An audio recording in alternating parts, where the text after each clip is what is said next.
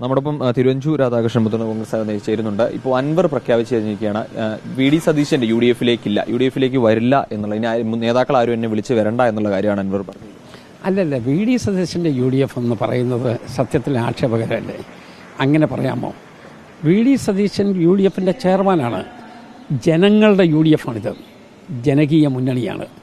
VD. Satheesan parliamentary party നേതാവെന്ന നിലയിൽ യു.ഡി.എഫിന്റെ നേതാവാണ്.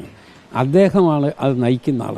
സ്വാഭാവികമായിട്ടും അതിനെ വെല്ലുവിളിക്കാനായിട്ട് ഈ അവസാനത്തെ നിമിഷത്തിൽ പോലും അൻവർ ആകരുതായിരുന്നു. അതുമായി യോജിക്കാനാണ് ശ്രമിക്കേണ്ടിയിരുന്നത്. അൻവർ ഇപ്പോൾ എടുത്ത നിലപാട് ശരിയല്ല എന്നുള്ളതാണ്.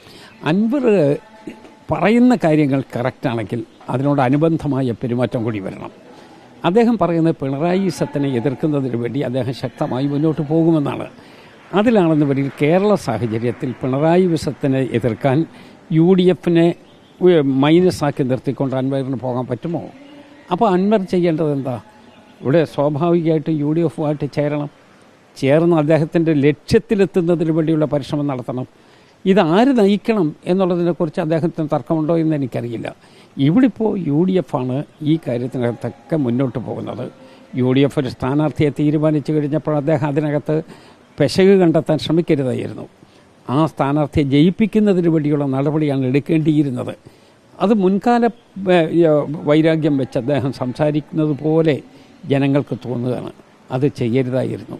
ഈ വിലപേശകൾ മാറ്റി നിർത്തി യു.ഡി.എഫിനൊപ്പം നിൽക്കണം എന്നുള്ളതാണ്. അദ്ദേഹം യു.ഡി.എഫിനോടൊപ്പം ഉണ്ടാകണമെങ്കിൽ ഉണ്ടാകട്ടെ, അത് അദ്ദേഹം തീരുമാനിക്കേണ്ടതാണ്. എപ്പോൾ അങ്ങോട്ടും ഇങ്ങോട്ടും ഒരു കൃത്യമായ രൂപത്തിലുള്ള മാനസിക ഐക്യമാണല്ലോ.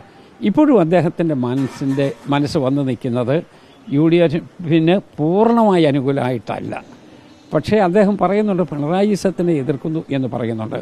അത് എതിർക്കാൻ യു.ഡി.എഫ് ഇല്ലാതെ എങ്ങനെ കേരളത്തിൽ സാധ്യമാവും? അപ്പോൾ അതുകൊണ്ട് യു.ഡി.എഫിനോടൊപ്പം അദ്ദേഹം ചേർന്ന് നിൽക്കുകയാണ് ചെയ്യേണ്ടത്.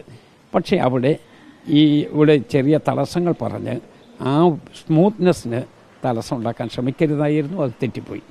അതുപോലെ തന്നെയാണ് ഈ ഇപ്പോൾ നിലവിൽ, അതായത് ഇവിടെ മത്സരിക്കാനില്ല, അതോടൊപ്പം തന്നെ അൻവർ ഇല്ലെങ്കിൽ നിലമ്പൂരിൽ യു.ഡി.എഫ് വിജയിക്കില്ല എന്നാണ് പറഞ്ഞിരിക്കുന്നത്. അത് ഞാനതിനെക്കുറിച്ച് പറയുന്നില്ല. പക്ഷേ ഒരു കാര്യം പറയാം, ഐക്യ ജനാധിപത്യ മുന്നണി നിലമ്പൂരിൽ നല്ല ഭൂരിപക്ഷത്തോടു കൂടി ജയിച്ചിരിക്കും. അൻവർ ഇല്ലെങ്കിലും വിജയിക്കും. ആ അൻവറിൻ്റെ രൂപ എന്തിനാണ് ഇതിനകത്ത് കൊണ്ടുവിടുന്നത്? ഇവിടെ ജനങ്ങളുമായിട്ടുള്ളൊരു ഐക്യത്തിലും ജനങ്ങളുടെ മനസാക്ഷി അനുസരിച്ചുമല്ലേ നമ്മൾ മുന്നോട്ട് പോകുന്നത്. അൻവർ പറയുന്നത് അൻവർ ഇല്ലെങ്കിൽ അവിടെ യു.ഡി.എഫിന് ജയിക്കാൻ കഴിയില്ല എന്നുള്ളതാണ്. അത് അദ്ദേഹത്തിൻ്റെ ഒരു ഭാഷ്യം, അതവിടെ നിൽക്കട്ടെ. നമുക്കുള്ളത് ജനങ്ങളുടെ ഭാഷയാണ്. ജനങ്ങളുടെ ഒരു ചിന്ത എന്താ? നിലവിലുള്ള ഗവൺമെൻറ്റുമായിട്ടുള്ള എതിർപ്പാണ്. ഞങ്ങൾ പിണറായി സത്തെ മാത്രമല്ല, പിണറായിയുടെ നിലപാടുകളെ എതിർക്കുകയാണ്. അതിലാണ് ഏറ്റവും കൂടുതൽ വിഷമങ്ങൾ നിലമ്പൂരിലെ ജനങ്ങൾ അനുഭവിച്ചു കൊണ്ടിരിക്കുന്നത്. അതിൽ നിന്ന് രക്ഷപ്പെടുന്നതിന് വേണ്ടിയുള്ള ഒരു മാർഗമാണ് യഥാർത്ഥത്തിൽ നിലമ്പൂർ ബൈ ഇലക്ഷൻ. ആരില്ലെങ്കിലും എന്തായാലും യു.ഡി.എഫ് അവിടെ വിജയിക്കും. യു.ഡി.എഫ് മുന്നോട്ട് തന്നെ പോകണം. അതുതന്നെയാണ് നിലപാട് വ്യക്തമാക്കിയിരിക്കുകയാണ് തിരുവഞ്ചൂർ രാധാകൃഷ്ണൻ. യു.ഡി.എഫ് നിലമ്പൂർ മണ്ഡലത്തിൽ വിജയിക്കും എന്നുള്ളൊരു നിലപാട് കൃത്യമായി വ്യക്തമാക്കിയിട്ടാണ് അദ്ദേഹം പോകുന്നത്. വീഡിയോ ജേർണലിസ്റ്റ് രഞ്ജിത്ത് കളത്തിപ്പടിക്കൊപ്പം reporter Akhil, in Reporter, Kottayam.